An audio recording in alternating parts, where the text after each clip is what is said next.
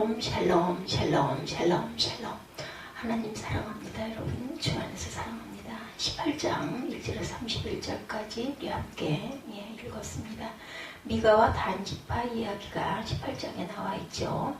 1절에 보니까 그때까지 기업을 분배받지 못하였습니다. 1절에 이렇게 이야기하고 있어요. 그때 이스라엘에 왕이 없었고 단지파는 그때 거주할 기업의 땅을 구하는 중이었으니 이는 그들이 이스라엘 지파 중에서 그때까지 기업을 분배받지 못했다.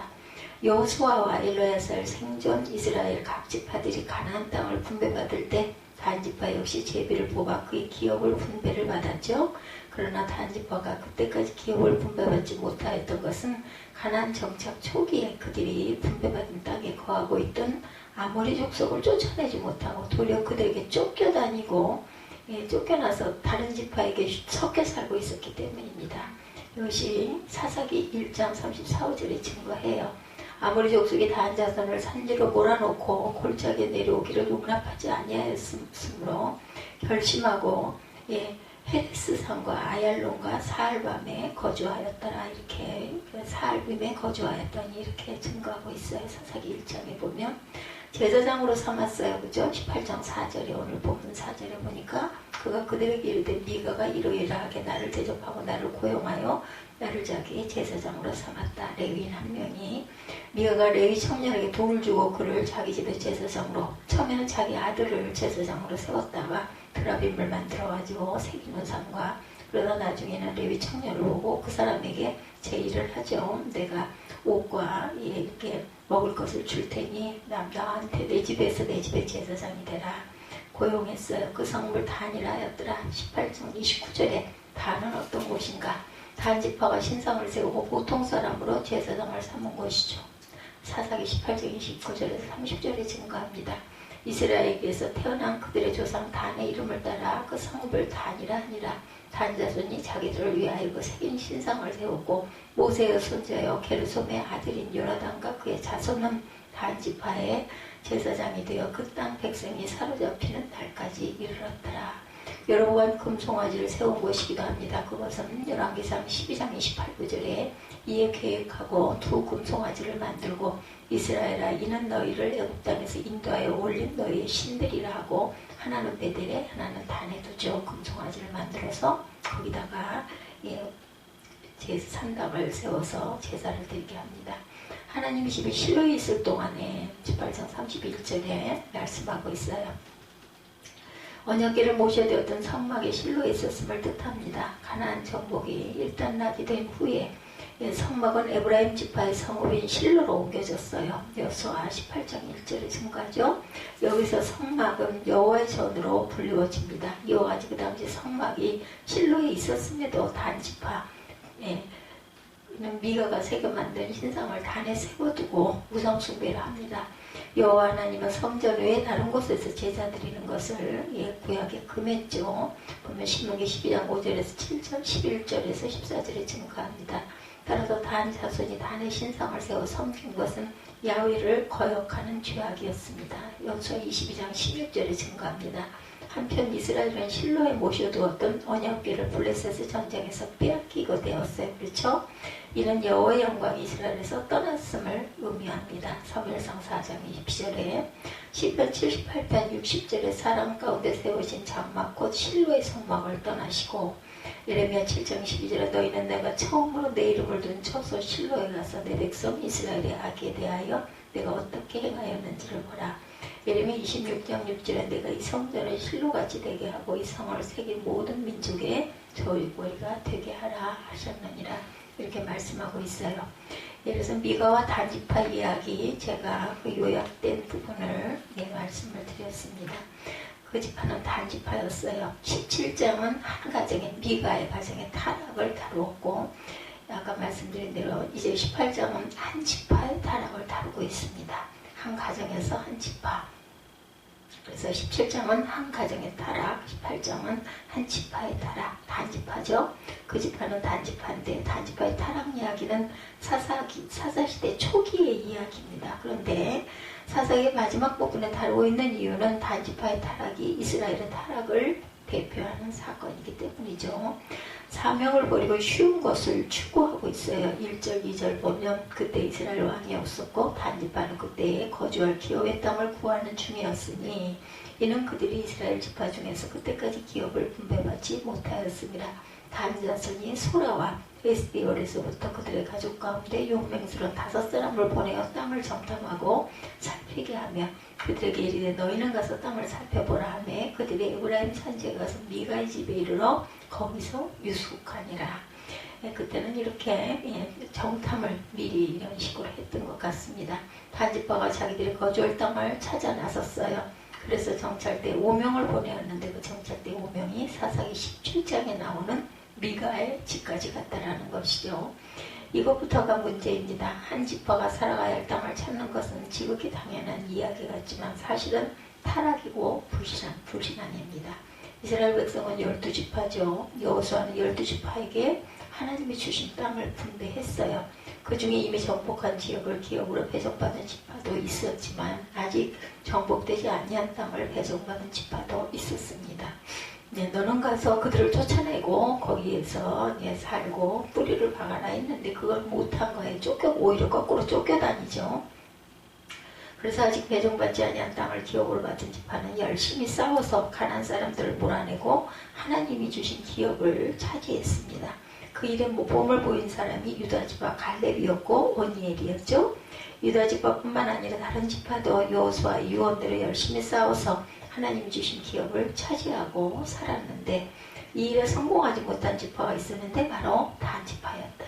단지파에게 배정된 땅은 블레셋 사람들이 주로 거주하던 땅이었고 사람들은 블레셋 사람들은 당시에 철기 문화를 소유한 강한 백성이었기 때문에 단지파가 몰아내지를 못하고 오히려 쫓겨가서 다른 데 섞여 살았죠. 1장, 사사기 1장 34절에 보면 아모리 족속이 단 자손을 산지로 몰아놓고 골짜기에서 내려오기를 용납하지 아니하였다. 너희들은 거기서 살아 여기 내려오지 마 이렇게 오히려 쫓겨났어요. 그래서 단지파는 거주할 땅이 없어서 방황하다가 안 되겠다. 하나님이 정해주신 블레셋 땅 말고 다른 지역을 알아보자. 자기 임의대로 그렇게 결의하고 정탐꾼 5명을 멀리 북쪽으로 보내었는데 그들이 북쪽으로 가다가 미가의 제사장 집에 하룻밤 신세를 지게 되었다라는 이야기입니다. 여기까지 보면 단지파의 방향은 당연하다는 생각이 들기도 하죠. 그러나 그 생각은 하나님을 배제한 생각, 불신앙이라는 것이죠. 하나님이 주신 땅으로 들어가서 그들을 몰아내고 살아야 되는데 이제 우리의 좋은 그 땅을 한번 찾아보자 했다는 거예요. 자신들의 생각대로. 하나님이 단지파에게 강한 민족 블레셋이 차지하고 있던 땅을 배정하신 것은 단지파에게 블레셋과 싸울 만한 능력이 있었기 때문에 그리고 또한 싸움은 누가 하세요? 네, 전쟁을 지휘하시는 하나님이 하시죠. 마하나임 하나님이시죠. 그리고 하나님은 블레셋을 물리칠 수 있는 도움을 또한 준비하고 계셨어요. 몸을 행동으로 옮기기만 하면 이기게 해줄 것인데 믿음을 가지고 그 단적인 증거가 바로 삼손이죠. 삼손은 단지파 사람이에요. 나귀 턱뼈 하나로 1000명을 물리친 용사가 바로 삼손이죠. 그리고 이 사람이 단지파 사람. 하나님이 왜 단지파에게 삼손 같은 용사를 주셨겠어요? 삼손 같은 용사를 중심으로 해서 블레셋과 싸워서 블레셋 땅을 차지하라는 하나님의 뜻이었던 것이죠. 하나님께서는 뜻을 가지고 사람을 세워주는데 사람들이 그걸 깨닫지를 못하고 또한 본인이 타락하고 이렇게 돼가지고 하나님의 뜻을 성취하지 못하죠. 그런데 삼손은 자신의 사명을 제대로 깨닫지 못하고 엉뚱하게 여자에게 자신의 모든 에너지를 쏟아붓고 맙니다. 사단에게 진 거죠. 단지파는 삼손 같은 용사를 중심으로 단결하여서 응하지 못하고 배정받은 땅을 정복할 엄두를 못 내고 그 결과 기업 없이 방황하는 신세가 되고 말았다. 가만히 생각해보면 단지파의 불신앙이 바로 그들이 방황하게 된 결정적인 이유이기도 합니다. 그런데 단지파는 자신들이 무능함은 생각을 하지 않고 하나님이 왜 유독 우리 단지파에게 점령하기 어려운 블레셋 땅을 주셨나 하고 생각을 하죠. 그래서 그들이 결정한 것은 어려운 블레셋 땅 포기하고 무서우니까 쉬운 점령지를 찾아 나서자. 그래서 정탐꾼을 북쪽으로 보낸 거죠. 사명을 포기하고 쉬운 곳만 찾아 나서는 것 편리주의의 신앙입니다. 이것이 단지파의 정신이었고 이것이 단지파를 타락하게 만든 근본적인 잘못된 생각. 그래서 사사기 18장 제일 많이 나오는 단어는 6절에 보면 평안히 가라 너희가 가는 길은 야훼 앞에 있느니라. 7절에도 거기 있는 백성을 본즉 염려 없이 거주하며 시돈 사람들이 사는 것처럼 평안하며 안전하니. 10절에도 너희가 가면 평화로운 백성을 만날 것이요. 평안, 평온, 평화라는 단어가 자주 반복이 됩니다. 즉 단지파는 평안한 땅, 쉽게 점령할 수 있는 땅을 찾아 나선 것이죠. 이 단지파의 목적은 하나님 뜻을 이루는 것이 아니었어요. 단지파가 추구하는 것은 쉽고 편안한 삶을 살고 싶었다. 주신 사명은 어렵다고 감당하지 않으려고 하고 편한 것에만 관심을 쏟다가 단지파는 결국 타락의 길을 걷고 맙니다. 오늘날 사람들은 힘들고 고생스럽게 사는 것 누구도 원치 않죠. 복잡한 것도 싫어합니다. 그래서 빠르고 쉽고 편하게 살기를 다들 원합니다. 그래서 이제 신앙까지 인간 편리주의로 흐르고 있죠. 하나님 중심, 하나님 제일주의가 아니라 내가 편하고 쉽게 살기를 원합니다. 사명이란 종교 중직자들에게만 주어진 것이라고 생각하면 큰 오해예요. 하나님의 생명을 주신 우리 모두가 하나님의 뜻을 이루고 하나님의 기뻐하시는 삶을 살아야 할 사명을 갖고 있죠. 하나님 우리 하나님 백성으로 부르신 것은 그냥 놀고 먹는 백성으로 부르신 것이 아니고 하나님 믿는 백성에게 하나님의 정해주신 크고 높은 뜻이 모두에게 다 있습니다. 그게 사명입니다. 각자에게. 그래서 모든 믿는 자에게는 하나님이 주신 사명이 있습니다. 그 사명을 따라 사는 삶이 보람되고 행복한 복된 삶이죠. 그런데 그 사명을 외면하고 쉽고 편안한 편리주의의 삶을 추구하는 것이 영적 타락의 길을 걷는 것이죠. 오늘날 하나님의 뜻에 따라 사명 따라 살려 하지 않고 인간 편리주의로 살려고 그러다 보니 제일 먼저 나타나는 현상이 모이기를 꺼려한다. 그렇게 지금 전염병 질환이 아주 그걸 몰아갔어요. 그죠? 아직도 끝나지 않았지만 교회들은 열려있지만 신앙생활이라는 것은 모이기 힘쓰는 것부터 시작이 되죠. 교회라는 단어 자체가 일단 모인다는 뜻을 가지고 에클레시아이죠. 그런데 모이는 것이 항상 편치가 않아요. 이제 환경까지 그렇게 만들어집니다. 모이려면 많은 시간이 투자가 돼야 되고 그것을 당연히 여겨야 하는데 그렇지가 않아요. 그래서 한국교회에서 서서히 주일 오후 예배, 수요 기도회, 철야 기도회가 없어지는 그러한 교회가 생겨나고 새벽 기도까지 모이지 않는 교회가 생겨나고 있죠. 이런 현상들은 모두 인간 편리주의로 신앙생활하려는 잘못된 모습들입니다. 이렇게 해서 모이지 않으니까 당연히 자연히 목사들도 그냥 예배를 없앱니다. 뭐 오는 사람이 없는데 근데 예배는 혼자라도 드려야 되죠.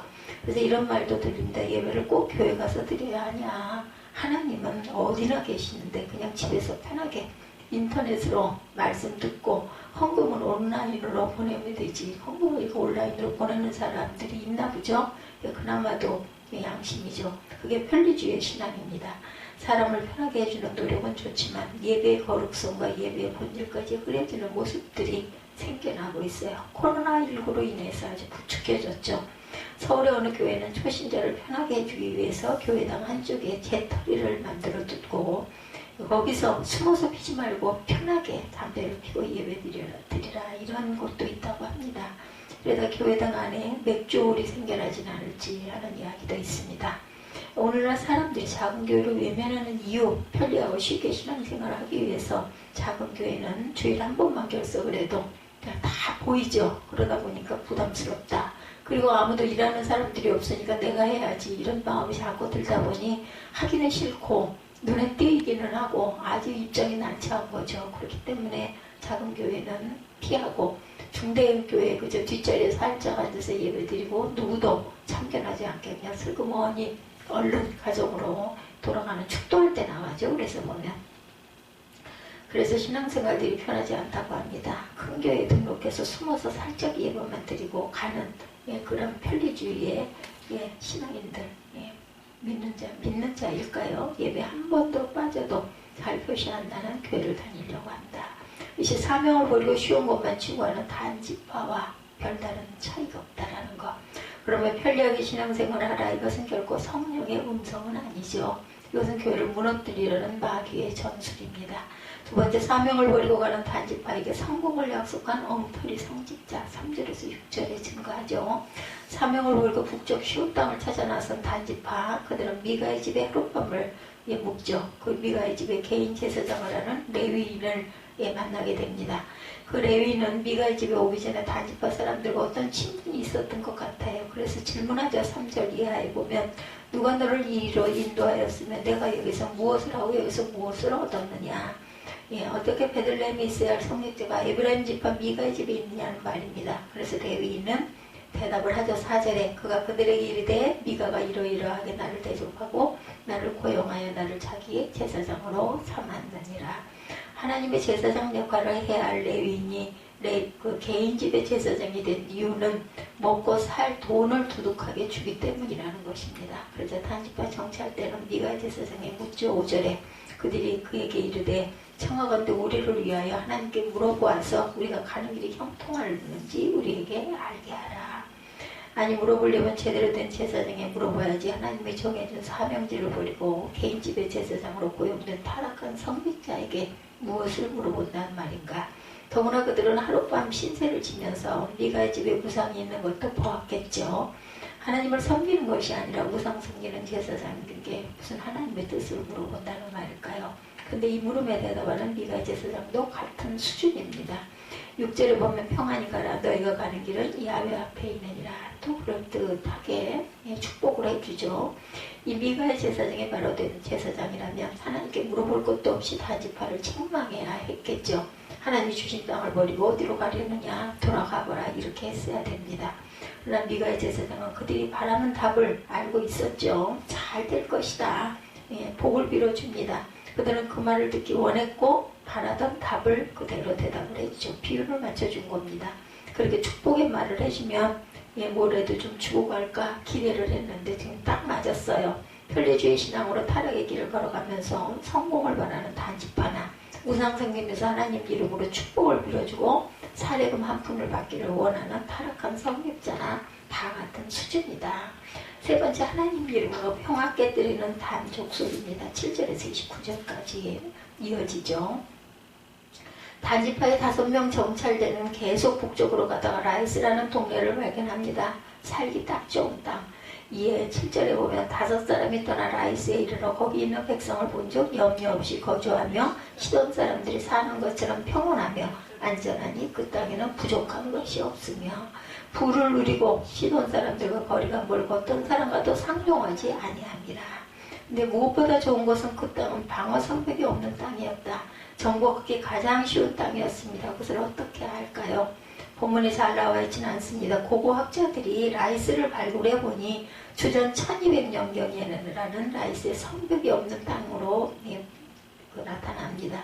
아마도 라이스는 레바논 산맥으로 둘러싸여 있어서 외부 세력과 고립된 지역이었던 것 같아요. 그래서 7절 이하에 어떤 사람과도 상종하지 아니함이라 이렇게 되어 있어요. 라이스 사람들은 산맥으로 고립된 조용한 지역이라 성벽을 쌓을 필요를 느끼지 못했던 것이다.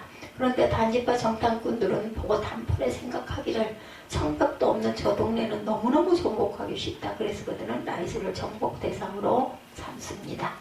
그런데 단지파 정탐꾼들이 보고 이런 생각을 하고 그들은 돌아와 보고하기를 그 라이스라는 동네는 너무 평화스럽고 조용한 동네이고 정복하기 딱 좋은 지역이다. 그리고는 그 땅은 하나님이 주신 땅입니다. 라고 말을 합니다. 10절 이하죠. 하나님이 그 땅을 너희 손에 넘겨주셨느니라.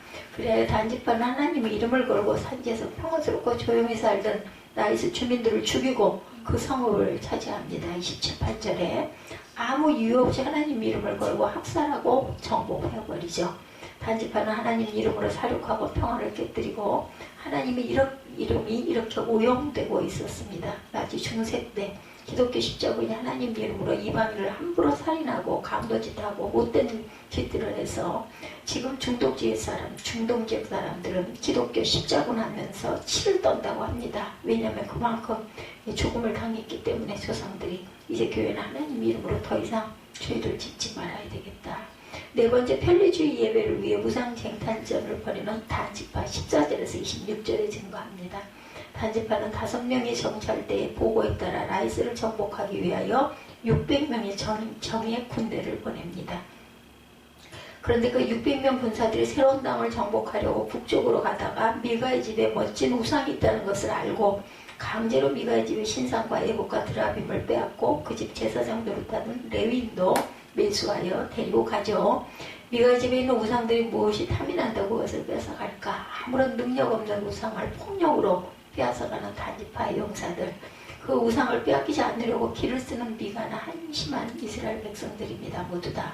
단지파가 북쪽의 새로운 정착지를 차지하고 거기에 미가의 집에서 빼앗은 신상과 애국과 드라빔을 차려놓고 뭘 했겠어요? 편하게 하나님 믿고 복을 받지 않은 편리주의자들.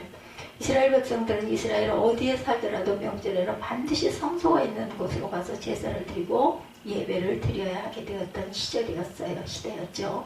그런데 단지파 사람들은 새롭게 정복한 라이스 땅에서 당시에 성소가 있던 실로로 가기에는 너무나 멀다고 생각을 한 거예요. 그래서 먼 곳에 있는 실로의 성소로 가지 말고 차라리 그들이 정복한 그 라이스 땅의 성소를 하나 마련하자. 그리고 그곳에서 하나님께 제사를 드리고 복을 빌면 될 것이 아닌가. 그렇게 단지파가 생각을 합니다. 성소를 만들기 위해서 마침 미가 집에 있는 신상과 애복과 드라빔 그런 것들이 있어야 차려놓고 그 단을 쌓을 것이니까. 그리고 제사를 드리려면 제사장이 필요하니까 미가의 집에 있던 레위인을 더 좋은 대우를 해주겠다라고 말을 해서 제사장으로 데리고 가죠. 30절에 그 성경은 단 자손이 하나님을 위하여 신상을 세웠다고 기록하지 않고 자기들을 위하여 신상을 세우고 성소를 만들었다 이렇게 기록합니다. 30절에 보면 29절 30절 보죠. 이스라엘에서 태어난 그들의 조상 단의 이름을 따라 그 성읍을 단이라 아니라 그 성읍의 본 이름은 라이스였더라. 30절에 단 자손이 자기들을 위하여 새긴 신상을 세웠고 모세의 선자여 게르솜의 아들인 요나단과 그의 자손은 단 지파의 제사장이 되어 그 땅 백성이 사로잡히는 날까지 이르렀더라. 하나님의 집이 실로에 있을 동안에 미가가 만든 바 새긴 신상이 단 자손에게 있었다. 이렇게 나와 있죠. 그렇게 한 집안의 제사장으로 우상을 섬기다가 단지파가 더 좋은 대우해 줄 테니 제사장으로 오라니 덜컹 가버린 레위인의 이름이 30절에 나오죠. 모세의 손자요 게르솜의 아들인 요나단과 그의 자손은 단지파의 제사장이 되어 그 땅 백성이 사로잡힌 날까지 이르렀더라. 돈에 팔려간 레위인의 이름은 요나단이었는데 그는 모세의 손자였어요. 성경을 읽은 독자들은 여기에서 충격을 받을 수밖에 없습니다. 모세의 손자가 우상 섬기는데 앞장을 설 수가 있겠나. 그러나 성경은 사실을 숨기지 않습니다. 아무리 모세라는 훌륭한 믿음의 영웅의 후손일지라도 이렇게 타락할 수가 있다는 것을 경고하고 있죠. 아마도 단지파는 모세의 손자가 제사장이 되면 단지파의 성소가 그럴싸할 것이다. 그렇게 그만한 자격이 있지. 아마 그것도 참고를 했을 것 같습니다. 그러나 율법에 금지된 성소는 어느 누가 세워도 그것은 불법이고 불순종인 것을 알아야 합니다. 그 시대에. 그렇게 해서 단지파는 새로운 정착지에서 하나님을 섬기며 예배했다고 하지만 엉터리 제사를 드리고 인본주의 종교 하나를 만든 셈입니다. 단지파의 예배는 바른 예배가 아니었죠. 첫째로 우선 예배 장소가 틀렸어요. 하나님께 드리는 예배는 하나님의 지정하신 당시 실로 성소에서 예배를 드려야 했습니다. 둘째는 예배 집례자가 틀렸습니다. 바른 예배는 하나님이 세운 제사장이 예배를 집례해야 하는데 단지파가 세운 제사장은 엉터리 집례자였어요. 셋째는 예배의 내용이 틀렸다라는 것이죠. 장소가 틀렸고 집례자가 틀렸고 예배의 내용, 예배는 하나님의 뜻을 추구하는 것이 예배인데 단지파 예배는 하나님 뜻이 아니라 개인적인 복만 추구합니다. 그래서 단지파는 하나님을 섬긴 것이 아니라 우상을 섬긴 엉터리 예배자들이 되었다는 거죠. 종교가 타락하면 사회도덕을 비롯한 모든 분야가 터록 타락하고 망합니다. 단지파가 그렇게 됐다는 거죠. 오늘날 우리도 바른 예배를 드려야 합니다. 예배라는 단어가 너무 광범하게 쓰여지고 있어요. 교회도 수요 예배라는 단어를 쓰는데 엄격하게 말하면 수요 예배가 아니라 수요 기도회라고 불러야 된다고 그러죠. 가정에서 드리는 예배를 가정 예배라고 부르는데 엄격하게 말하자면 가정 경건회 이렇게 말해야 한다고 합니다. 본래 예배는 주일날 공교회에서 목사가 집례하는 예배를 의미하는데 공예배다 이렇게 얘기를 합니다. 날이 구별되어 있다는 거죠. 주일이어야 하고 교회에서 공적으로 임명된 설교자, 목사가 설교하고 사적인 모임이 아니라 공교회가 모여서 예배드려야 바른 예배라고 엄밀하게 말할 수 있다. 그래서 본래는 주일날 교회 예배를 예배라고 불렀고 다른 모임은 경건회, 기도회 이렇게 말을 했다 그러죠. 오늘날 모든 성도의 모임을 예배라고 부르는데 오리지널 예배라는 개념은 무엇인지를 우리가 알고 가야 되는 거죠. 본래는 이런 교회에서 드리는 공예배를 참으로 중요시 여겼고 예배 참석을 목숨을 걸고들 했었어요. 오늘날 편리주의가 너무나 파고들어서 집에서 인터넷으로 방송 설교 듣고, 근데 저는 안 듣는 것보다는 그래도 듣는 게 그나마라도 낫다고 생각을 합니다. 뭐 주일날 부득이할 경우에 그냥 안 드리고 빠져버리고 그렇게 되다 보면 버릇이 되죠. 인터넷으로 처음에는 틀다가 틀어놓고 그냥 뭐 급하면 볼 일도 보고 하죠. 이게 중요합니다.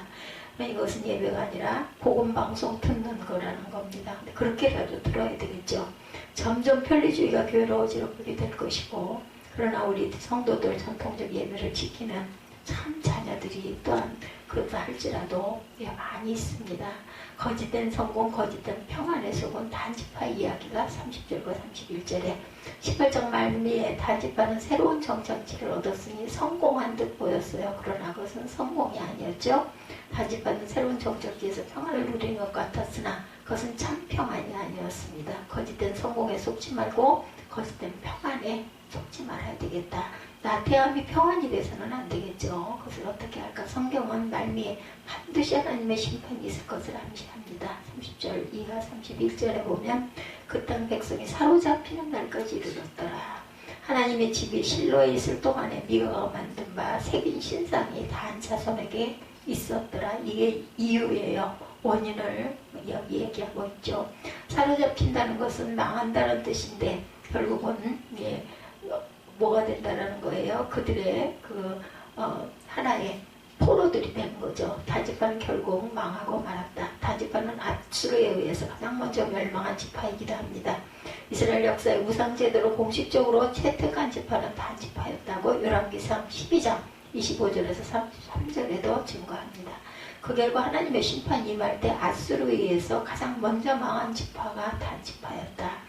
두 번째 영적으로 단지파는 이스라엘 12지파에서 빠져버립니다. 계시록 7장 5절에서 8절에 요한계시록 7장에 구원받은 14만 4천 명이 지파별로 등장하는데 그 12지파에 단지파가 없어요. 즉 영적인 의미에서 단지파는 이스라엘 지파가 아니라 버림받았다라는 거. 아예 그냥 싹이 그냥 완전히 멸종이 되죠. 왜 버림받았나? 단지파는 하나님을 섬긴 지파가 아니었기 때문이다.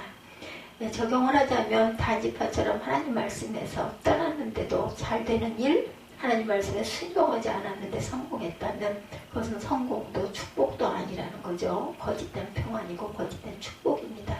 당대에는 망할지라도 그 후대에 반드시 안 망한다 하더라도 꼭 망하고 말죠. 성도는 절대 단지파처럼 거짓된 평안과 거짓된 축복에 속지 말아야 된다. 사사기 18장은 단지파의 타락을 증거했습니다.